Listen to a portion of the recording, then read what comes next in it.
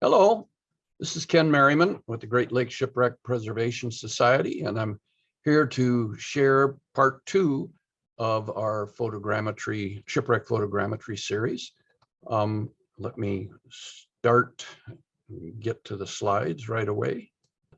Shipwreck photogrammetry part 1, we covered the basics, what's important for getting good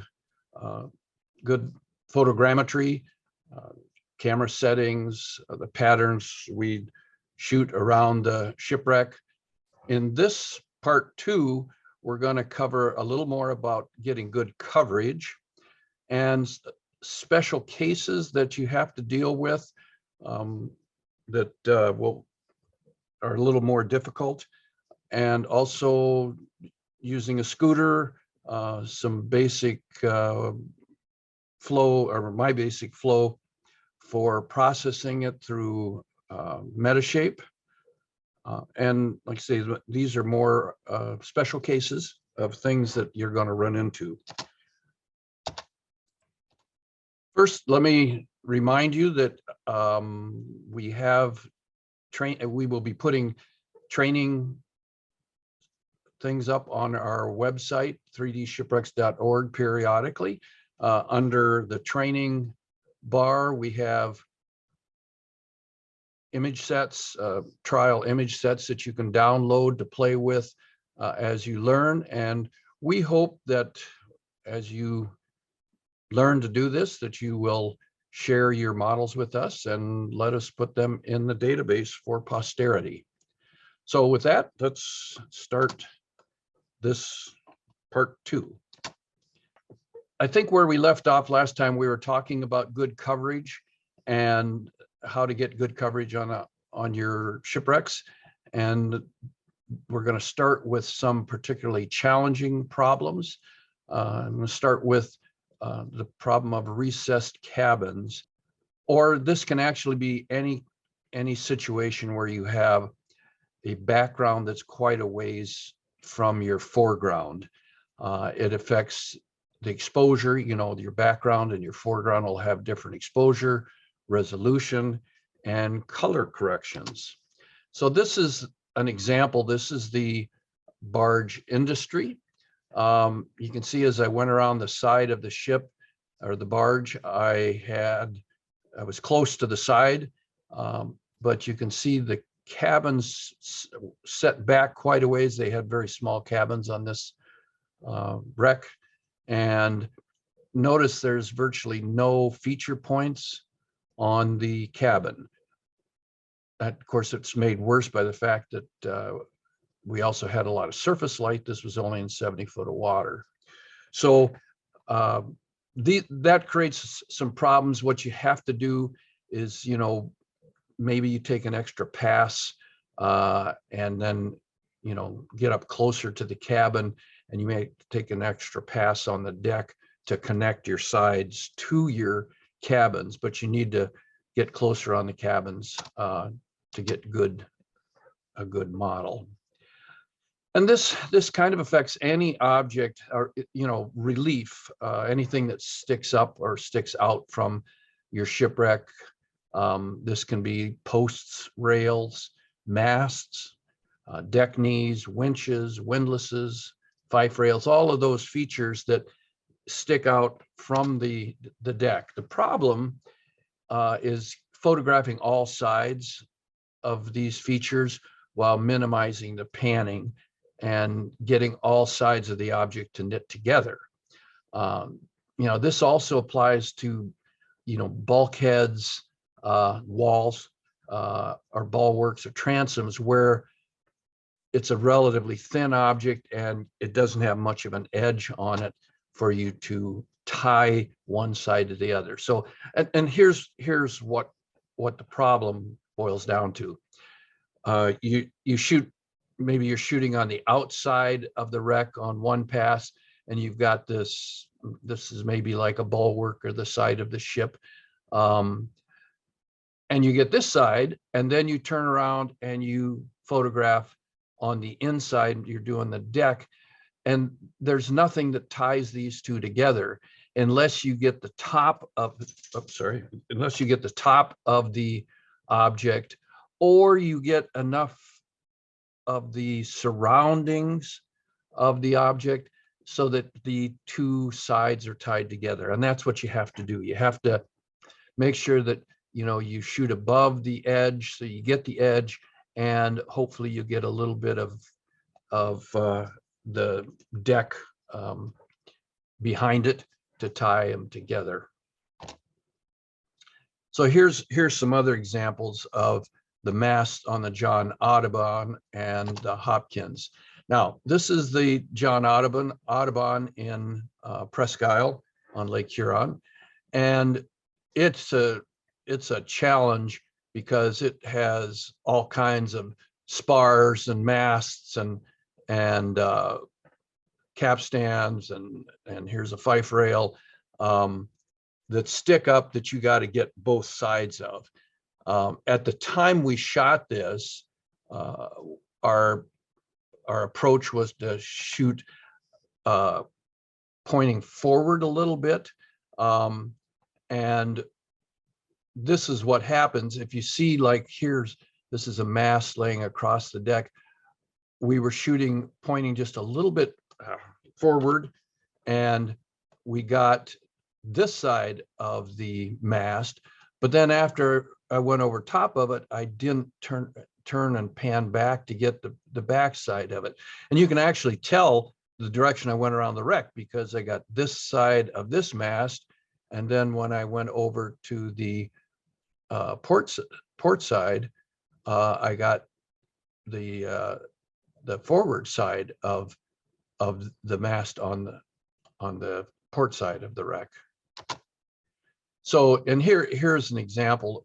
This is why I don't shoot pointing as far forward as I used to. You can see that I'm shooting towards a little bit forward.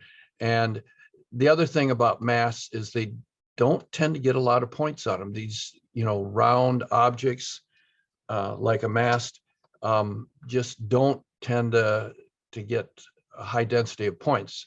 I'm going to show you that in a minute. And here's again another shot showing that you know, when you point forward as you go around, you don't get the backside of your masts. Okay, sorry. I think we're missing a slide. Okay, well, I'm sorry. Yes. So anyway, so yes, you gotta make sure that you cover both sides. I'm sorry, I got a little ahead of myself there.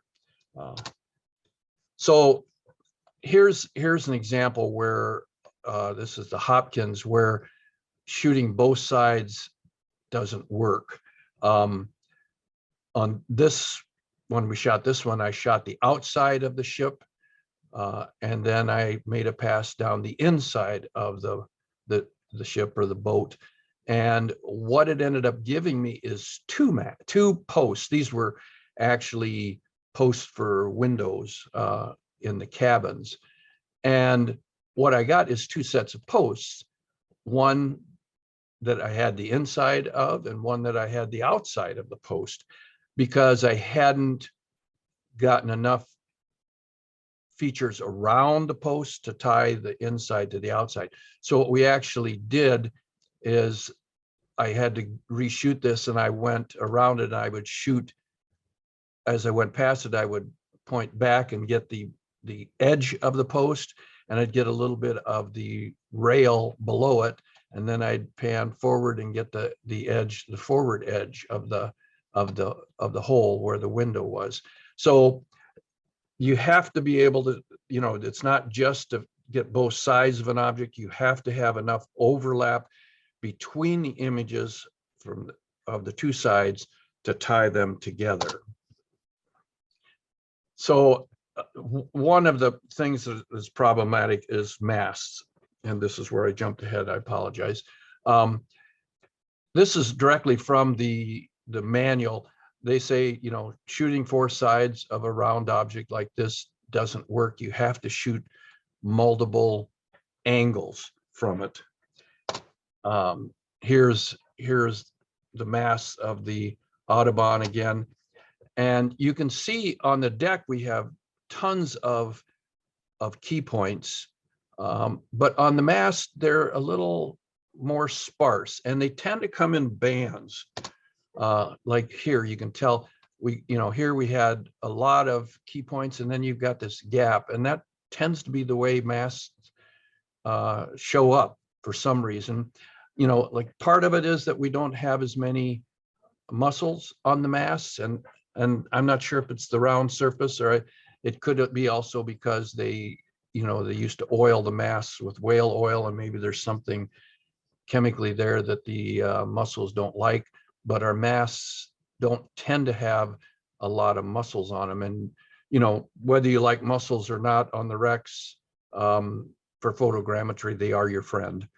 They do help give you texture that helps give you a lot of feature points, and generally helps with the alignment. And I tried panning out. I thought, well, maybe I could pan out and get the end of the mast. That was marginally successful. At least I got one side of the mast. What you really have to do is you have to get at least the sides and the top, and you're going to have to, as you go over the mast, as you swim over it or under it, you're going to have to turn and pan back to get the back side of it a little bit. So here's this is where the panning up the mast kind of didn't work.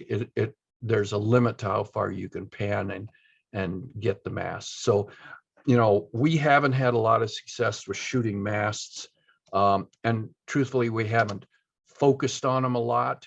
Like I say, this is the picture I showed you earlier, where you can see, I was shooting a little bit too far forward. We should be shooting more straight on. I think if you shoot more pointed straight at the wreck, I would have gotten more of this side and this side just by default. But I think, it wouldn't take much to just turn and pan a little bit back. And then, like I said in the previous seminar, after you have to stop, pan, and then make sure that you come back to what you were photographing before you take off again, because you need that overlap. That sequential overlap is very important as you make your round around the wrecks. Here, excuse me, is a potential solution for doing masts. I haven't tried this, but I believe it will work.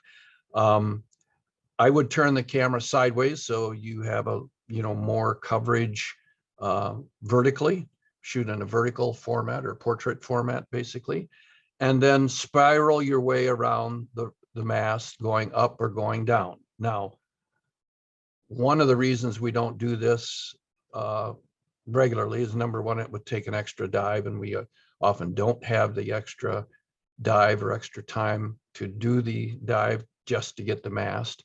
But it's also a little more dangerous because, you could be spiraling up 70, 80 feet above the wreck on some of these intact masts. And of course, there's going to be a significant buoyancy shift. And on these deep wrecks, we just don't want to risk losing buoyancy control and shooting to the surface, or spiraling down and losing control, and then face planting on the deck and disturbing the wreck. So yeah, I believe it could be done. The other thing is when there's shrouds on the mast, now you have to deal with, you don't want to get tangled in the shrouds, but yet you need to get both sides of the shroud, so that even complicates it a little more. The next thing about getting good coverage is navigating complex wrecks. It's always good to be familiar with the wreck and to have a plan. This is the Vega. It was a 300-foot steel freighter that's pretty well filleted out. Had a beam of 38 foot. And when I started this wreck, I didn't really have a clue what it was like. So basically, I was kind of planning as I went. And this was the pattern that I did. And as I went around the wreck, I could look and see, okay, I'm definitely going to need 4 passes in this area. It's going to be wide. And as I went around, I had to make a decision. Now, am I going to shoot this going out on as I make this first pass, or do I come back to it? So you just have to be thinking as you go around the wreck, am I going to make a turn, or am I going to stay on track? And, you know, for me, I kind of looked at it and said, all right, so this looks like it's going to be an out and back. And I knew I had to do 4 passes. So I was going to stick to my 4 passes here. But again, there's no hard, fast rules here. As you can see, basically, I kind of shot this in 2 areas. I kind of shot this area, and then I kind of shot this area separately, and it worked. I think this took me about 40 minutes. It was a very shallow wreck, so I think it took me about 40 minutes to cover this whole wreck. It was a lot of swimming, but you know, like I say, the key is that you have to be constantly thinking about where, you know, how I'm going to cover this, you know, excursion off to the side. Am I going to come back to it, or I'm going to do it now and then come back to where I took off from, or do I do it in a second pass? Scooters. So we're fairly new to scooters. We just got our scooters last season. So we have a season of shooting with scooters, and they're very helpful. What we found is that for us, about the maximum wreck size that we could cover swimming was about 200 feet. And depending on how many passes you were going to do of that wreck, that can be a challenge at 200 feet. So we wanted to do some 300-foot wrecks, so scooters were necessary. So here are a couple scooter configurations. On the right here is Simon Brown and Marcus Blanchford. These are their scooters. They're from Britain, and they've been using scooters a lot. They mount theirs on the nose of their they mount the camera systems on the nose of the scooters. This is the Evan Kovac's scooter, and he uses that with the National Park Service.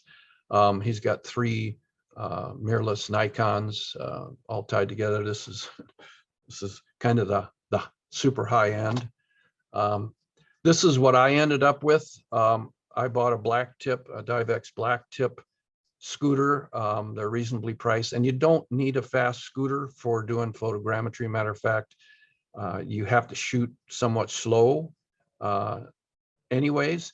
So I felt the black tip would work fine. And you know, I tried mounting my big camera on the side, and it just pulled too much to the side.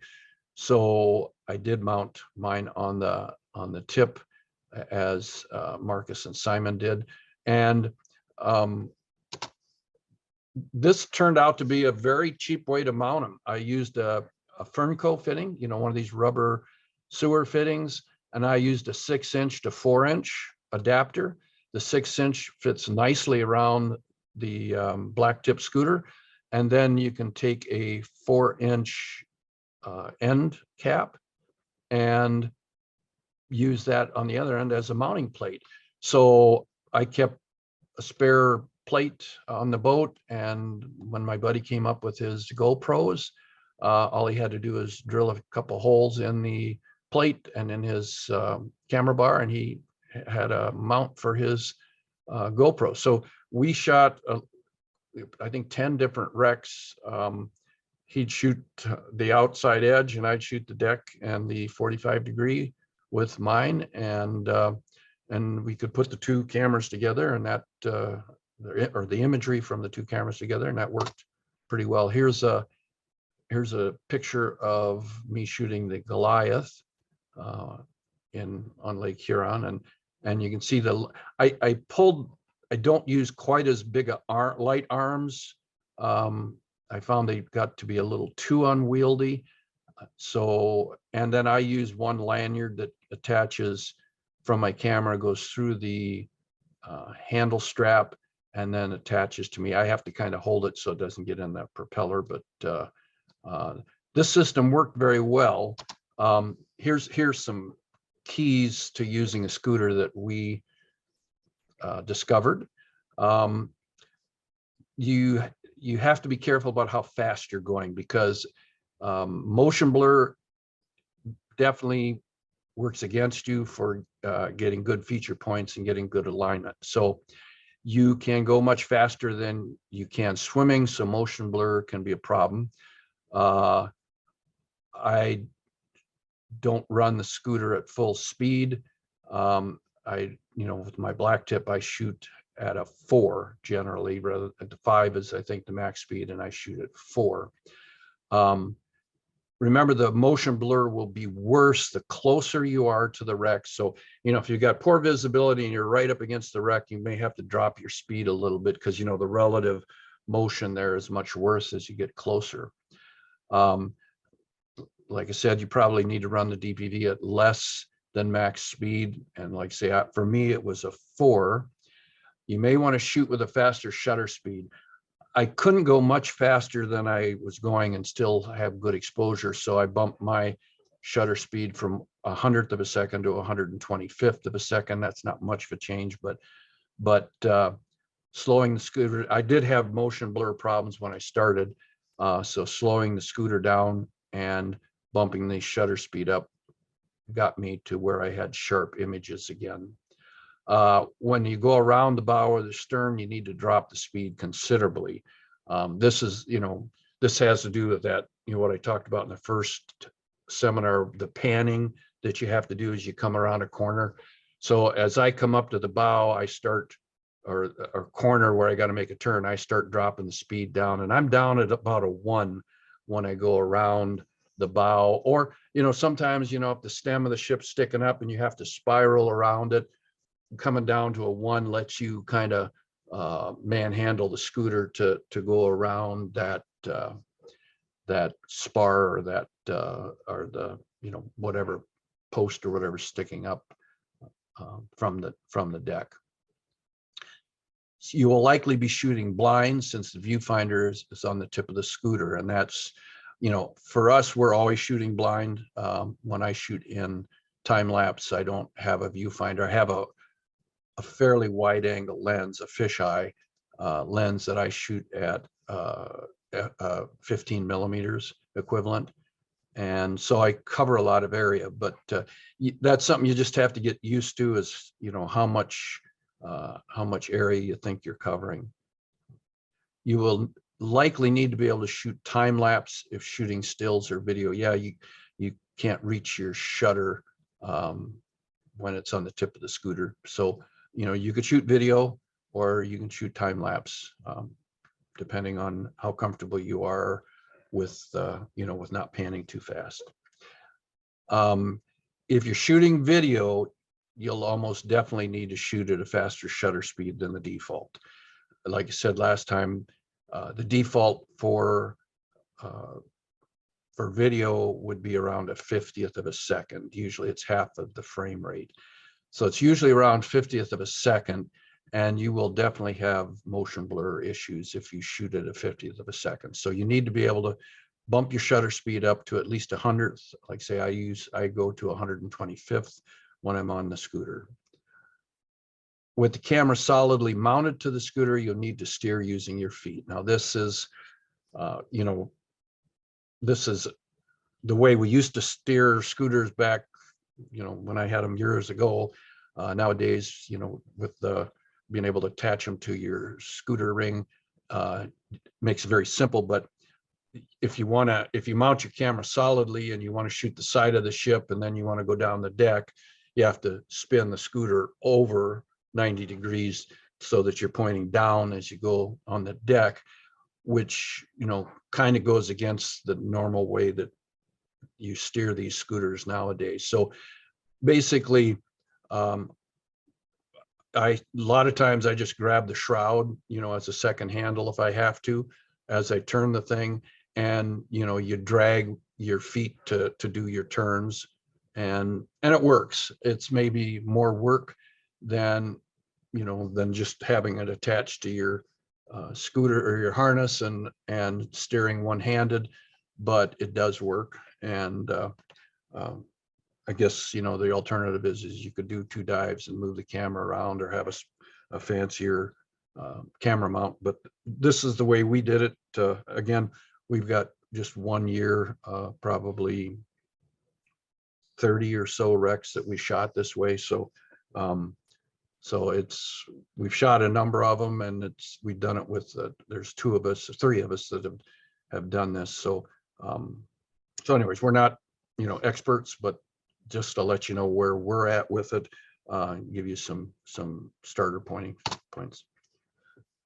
Okay, higher resolution. I think we talked about resolution, the importance of resolution in the first seminar.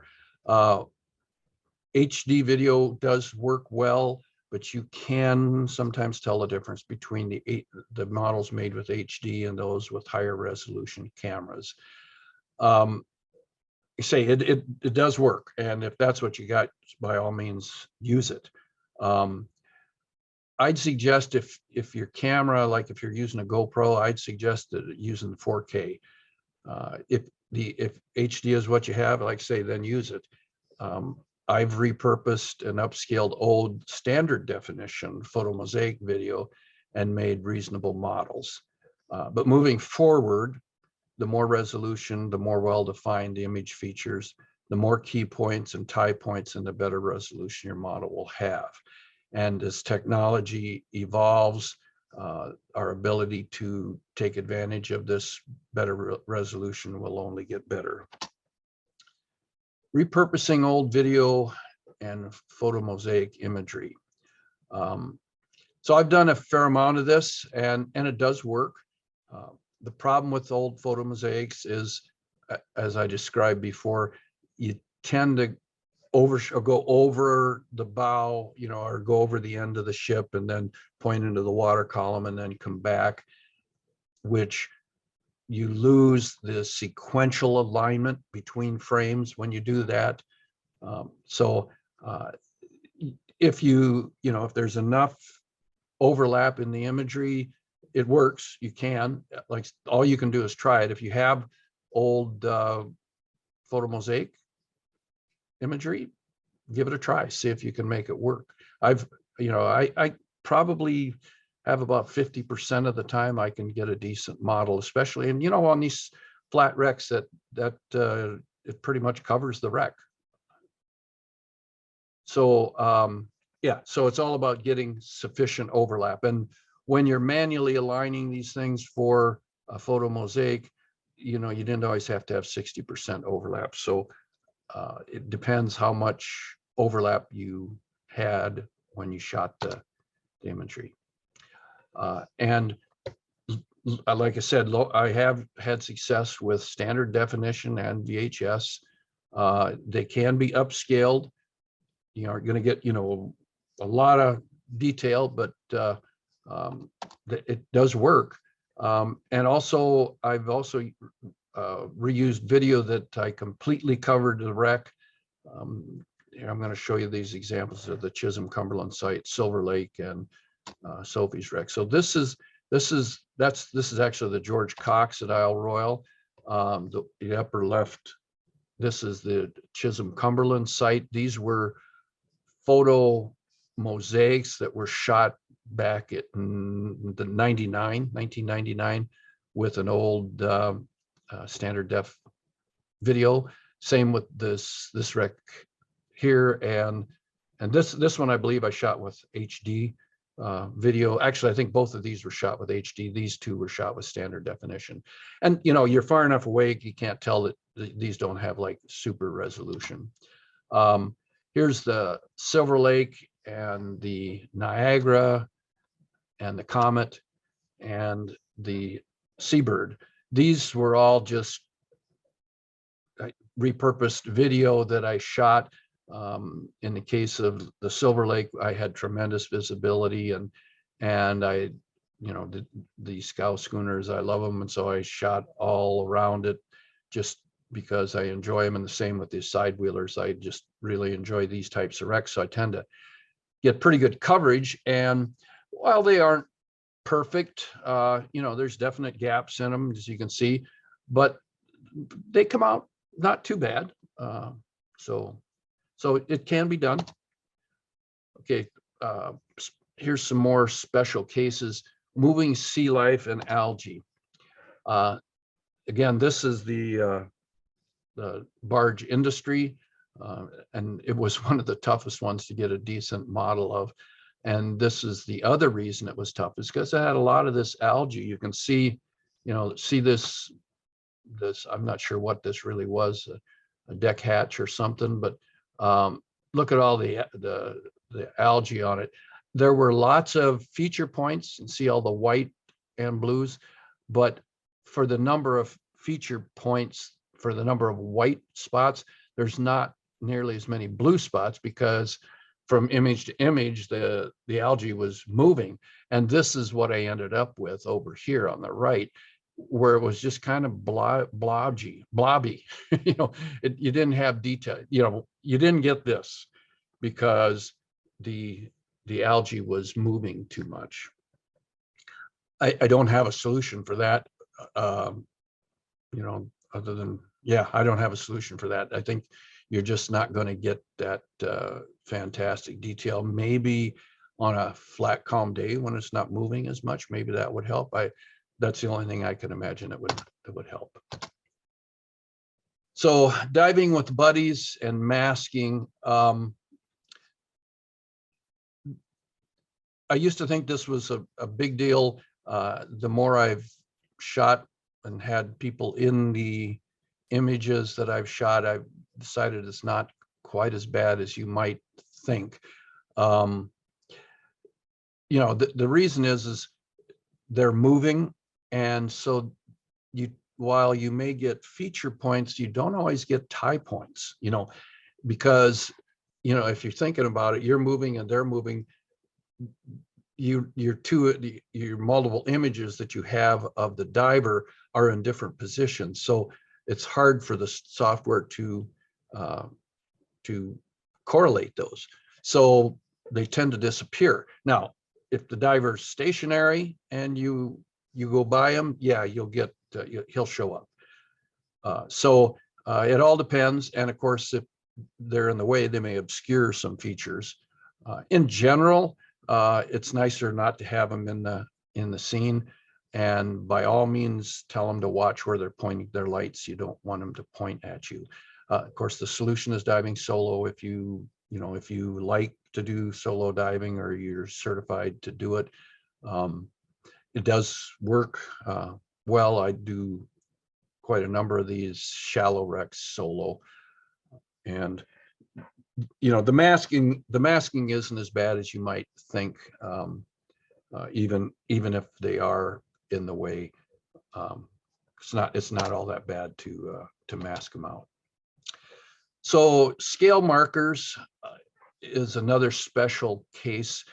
By adding a scale bar or scale marker into your scene, it will let you calibrate distances in your model, and then in the future, archaeologists or anybody can actually do measurements on your model. So these are special markers that they're binary encoded, so that that with Metashape, he can automatically assign a number. Like if you look here, this is 160, this is 161. Now, what I did to create, well, first let me say, what we also do is we put a compass on one of them. This is something that Tamara Thompson suggested they do. They put a compass on one, and then I put an arrow so that you can orient this to north, so you can get an orientation of the ship, or the shipwreck from one of your scale bars. But I frankly haven't had a ton of success with it. This was the first version we did. And you know, I bought these 6-inch discs on eBay and welded them to a post. These are in feet. Now, at least one archaeologist suggested feet made more sense on Great Lakes wrecks because they were built using the imperial measurement system, or they were built in feet. You know, there's probably a debate, or there could be a debate on whether you want to use meters or feet on these, but we went with 3-foot markers. We used these the first year, and then I didn't have a very good success getting the tool to recognize the markers automatically. And then I reread it, and it turns out you're supposed to have some percentage of the size of the target blank around the marker. So basically I put a white plate on the back and made them 8-inch markers. And yeah, I haven't tried to see if the tool will recognize them. There is with Metashape, there is a fairly narrow band on how many pixels the target has to be automatically recognized. And I frankly am starting to question how practical it is to get the tool to recognize these. All it does is it saves you from having to label them in the tool. So it's not a big deal. You could just as well use a target of any kind, or an X or whatever. If you go on the website culturalheritageimaging.org, they have and sell these markers. They make sets of markers that you can buy from them, and they have the Metashape encoded numbers on them. And basically, the one article suggested on outside things that you use 4 markers, because they said invariably one gets bumped, and it's good to have one, you know, 2 of them set 90 degrees, so you're scaling both the X and the Y direction of the model. We found that just getting one marker down on the site is a bit of a challenge. You know, especially, you know, you've got a camera to deal with, and it just creates a lot of hardware to drag to the site. If you're diving with a buddy, maybe he can handle the markers or the scale bars, and then you can do the swimming. Now, the important thing is you have to coordinate this. You want him to put the marker down before you get there, and don't take it up again if you're going to be in that area again until you're done covering that area, because you don't want to have images that had the marker in one time, and then the next time you go there, the marker's not there. So basically the marker's got to have to be put down first and taken up last. So, and I put them fairly close to the wreck. I think this one's like 4 foot. So I've had one time my buddy put it about 10, 15 foot from the wreck, and it was, you know, if you're shooting a lot of the bottom, it's probably not a big deal, but we weren't. The Park Service has gone to shooting more bottom with the wreck, and it's probably a good idea. But it is a matter of time and how much time you have to make that pass around there to expand and cover the additional bottom area. Here's the model of this Tug Sport, and you can see down here is our scale bar right here. Yeah, and we've been lucky to get one scale bar on the wreck. Ideally, we'd have put another one over in this direction, in the Y direction, on one of the ends. That would have been ideal to have at least 2. But like I say, we felt good if we got one down there. So, okay, here I'm going to go through just my Metashape flow, and you know, you may come up with something different. This is what I do. It's just something that you can use as a reference. I tend to shoot in RAW.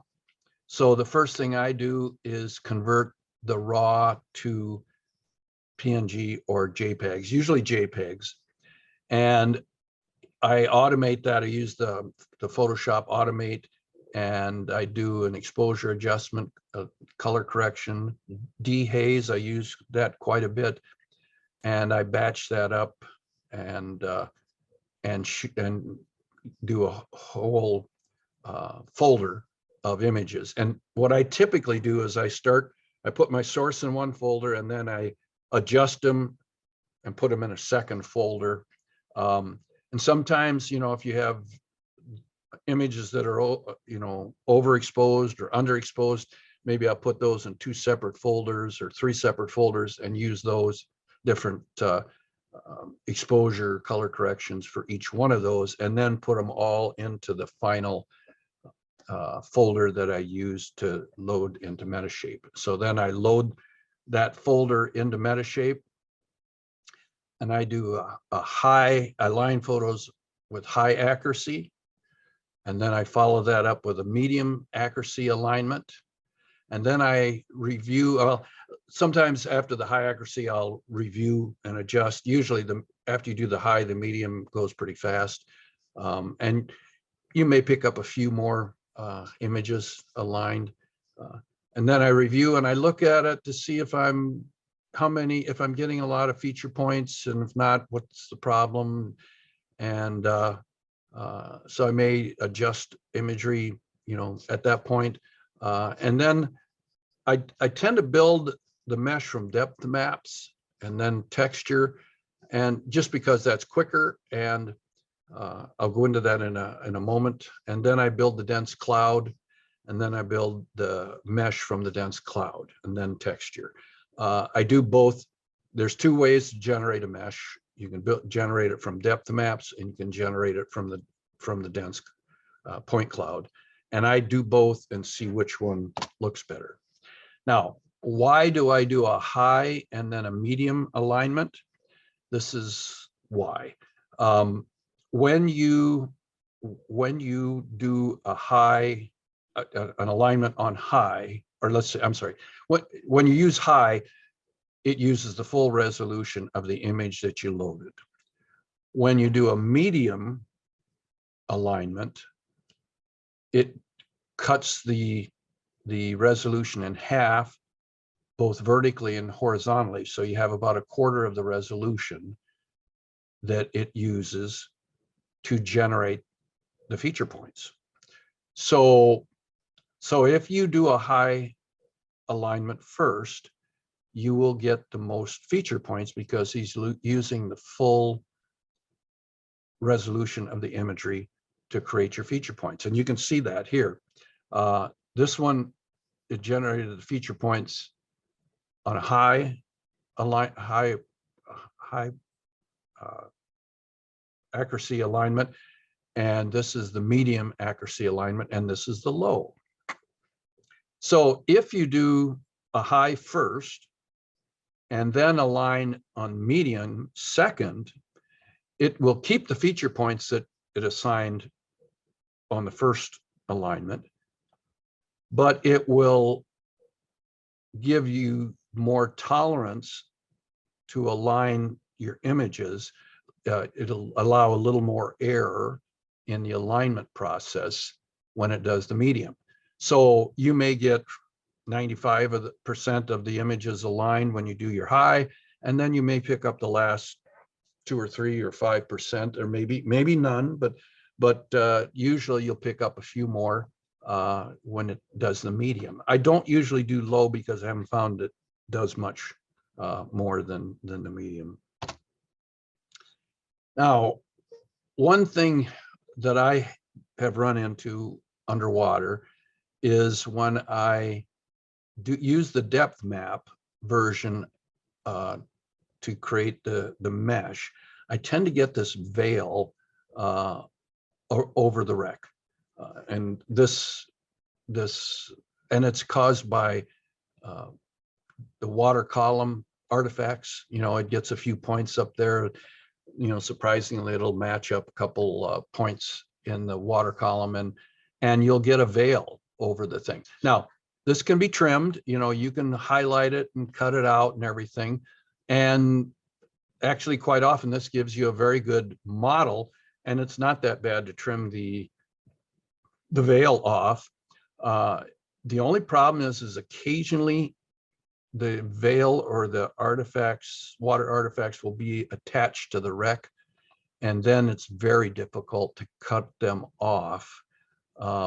What, you know, once they're attached to the wreck, like down in here, you see we've got water artifacts on these pieces here and here, and then it's if they're on the surface of the wreck, then it's hard to get them off.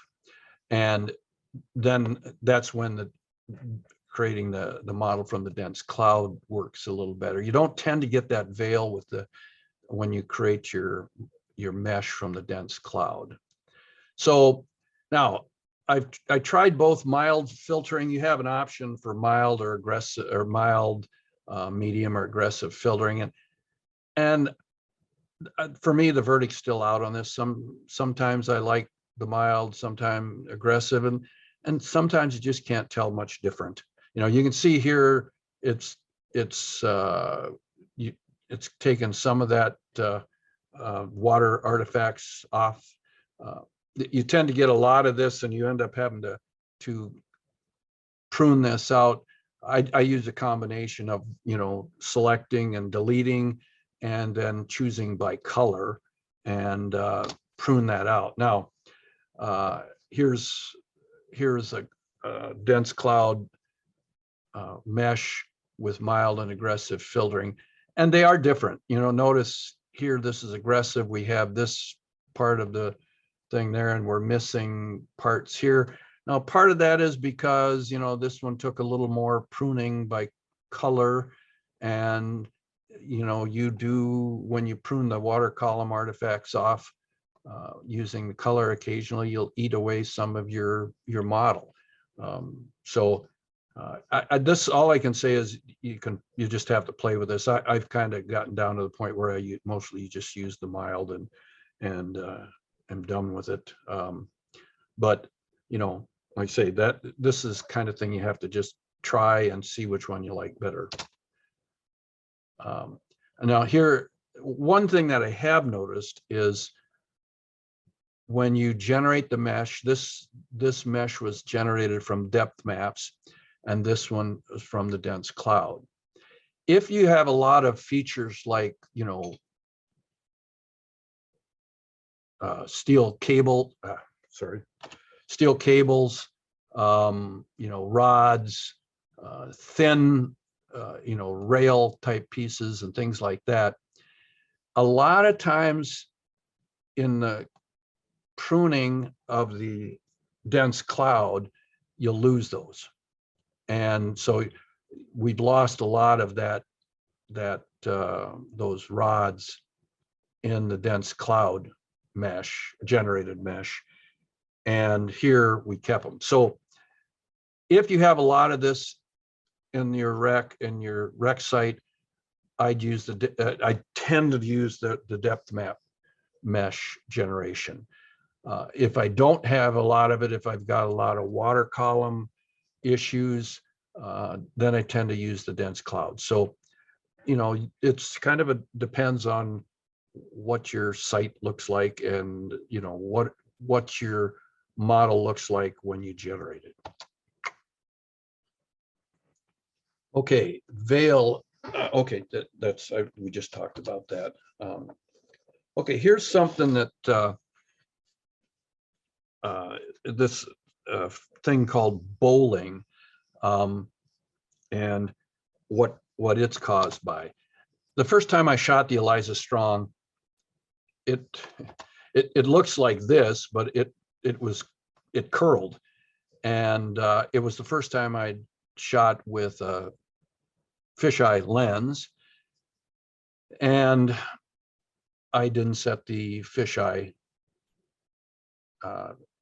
attribute in the camera calibration. So it basically, I got this bowling, and once I ended up having to import my camera calibrations, but once I set that fisheye attribute, then everything straightened out again. So anyways, if you're using a fisheye lens, make sure that when you don't have to set all of the attributes of the camera calibration, but make sure you set fisheye in that camera calibration. Otherwise, you'll get bowling where the wreck curves. Shooting with multiple different camera models. So this can be done. This is the typo, the wreck typo, and we shot that with 2 different cameras. What you have to have is you have to load in a separate camera calibration for each camera. So it can't automatically figure out the camera calibration when you give it 2. So what I typically do is I'll run all the images from one camera, generate the camera calibration for that camera. Then on a separate run, I'll load the images from the other camera in and generate a camera calibration for that camera. And then I load all of the images in. And if you're shooting stills and it has the EXIF data or the metadata, it will automatically split these up into 2 groups. Here it says this one was shot with a Canon, and this one was actually shot with a Sony, with the lens and everything. And then you just highlight it, and then you go over to the load camera calibration, and when you do your individual runs, you save out the camera calibration, and that's this feature here. You save that out, and then you can import it from this folder icon here, and you load it back in. And then once you have the camera calibration set for each camera, then it works fine to have 2 different cameras. So that's the way you can use 2 different cameras to shoot the same wreck. A little bit about software. As I said, I've used the Metashape Metashape, and I like that. I've tried 3D Zephyr, and I've tried Reality Capture. 3D Zephyr works well. Originally, like say, it was kind of the dog performance-wise of the industry. I remember it used to take Jerry 2 weeks to process some of his stuff. That has gotten better. Agisoft has always been fast, and Reality Capture was lightning fast. The thing I didn't like about Reality Capture is it tended to create a lot of components or partial models. Agisoft seemed to be much better for aligning images and gave you fewer components.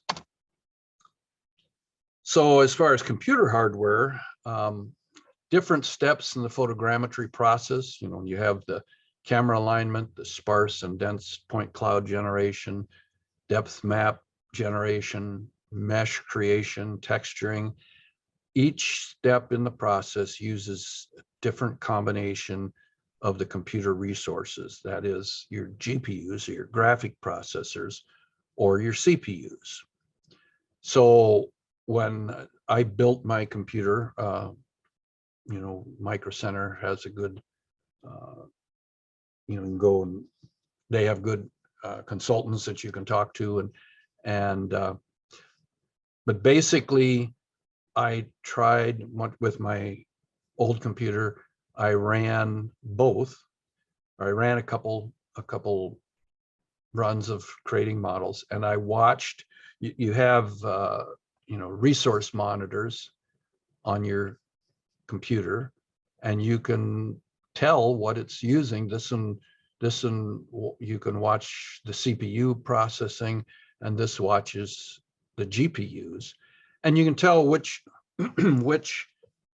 step in the process is using CPUs or GPUs. What it turned out is, I thought, well, maybe I just buy a reasonable computer and an expensive GPU. But what it turned out is I could have done that, but I would have only sped up half of the process. So so it ended up I needed both. Basically, I needed some pretty powerful CPUs and some pretty powerful GPUs. And so I bought not the top of the line, that's always cost trade-off. That's you pay a lot for those, but I bought, a high end for GPUs and a high end for the CPUs. And what I did find out is that when Metashape runs out of memory, it doesn't tell you whether it ran out of GPU memory or main memory. It just says it ran out of memory. What it appeared was that it was the GPU memory, and I started out with 3 gigabytes of GPU memory, and that was definitely not enough to do a reasonable model, couple, 2, 3, 4,000 images. So I got a new GPU card that has 8 gigabytes, and that's been pretty good. Not that I never run out of memory now, but that has actually been very good. So it's allowed me to do just about everything that I've tried to do now. Main memory, I have 64 gigabytes. In the summer, I had a problem with my computer and I lost half of the memory, or I ended up having one of the memory boards was bad, and so I had to pull 2 of them out. So I ran at 32 gigabytes, and I didn't hit any limits at 32 gig. So I don't know if you necessarily have to have 64. 32, you can do a lot with 32. I just decided, if I want to do some of the bigger stuff that we were planning on doing, some 300-400 foot models, then maybe I should plan on the 64. So I do have the 64. So fixing alignment problems, what do you do when things don't work? Like I say, I do a simple high accuracy camera alignment and then medium, and I review my images. You can, if you go into your cameras, and they call it, and just hit your page down or page up, you can very fast scrub through your images and look at the number of key points and tie points you have. And you can see what your chances are of making it work. If you don't have many points, there's probably not much you can do about it. I've tried different tools to get rid of noise and improve resolution or motion blur, and frankly, I haven't had good luck at doing that. So you scrub through that and see, sometimes, like if something is grossly underexposed, you might be able to, go into Photoshop or, your photo editing tool and adjust the exposure and get some points down in areas where you didn't have them before. So I review that to see what the images look like. Then, if it looks like I've got a lot of background problems or divers in the way or something, I'll try masks, and if they're needed, and see if that works. And then I adjust the exposure and color correction, dehaze, to fix images. And if I'm shooting video, and I pan too fast and I lost my sequential alignment during a pan, then, I'll go back into the video and grab some more frames, try to name them so that they're fit in the sequence where they were, and I'll add more frames in, and that has fixed problems that when I was using video, that I've been able to get stuff to align that I had problems with alignment before. And then finally, you can use control points if you have the professional version. Now, the truth of it is Metashape, I don't think is the best for control points. I think Zephyr is better if you have to add control points. It seems to have a couple features that work better for that. But the truth is in Metashape, the reason that I've had trouble, control points are, kind of a manual way of nudging things. You tell it when it's got two images that should be aligning and they aren't, you can pick out features in, two photographs that should be aligning, and you say, well, this point in this frame is equal to this point in this frame. And then you can go through multiple frames and pick those points out. But what I found is if you have to do it, it's usually because you're going to have trouble picking out those features too, because you probably shot one of those frames at an angle that it's hard to find those points, feature points in both frames. So, I mean, the tool is actually pretty good at aligning photographs.